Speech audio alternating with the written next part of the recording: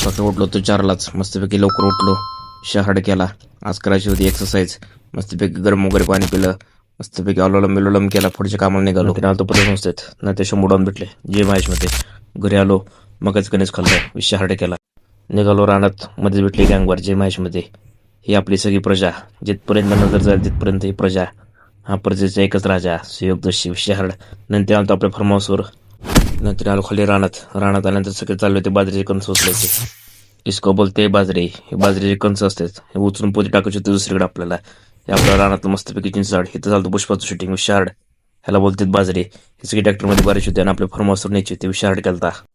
जवळजवळ सगळं आपलं हे विशारड आहे. कसं आहे आपली सगळी प्रजा विशारड आहे का नाही. हा नंतर भरले सगळे ट्रॅक्टरमध्ये कसं बस आणि वरती निघालो. वरती निघताच पावसाने मध्ये धुमाकूळ घातला विशारड. नंतर आला ट्रॅक्टरला प्रॉब्लेम, तासभर त्यातच गेला. विशारड करून टाकला. फायनल कंच घरी ओतले. घरी आला 10:30 वाजले.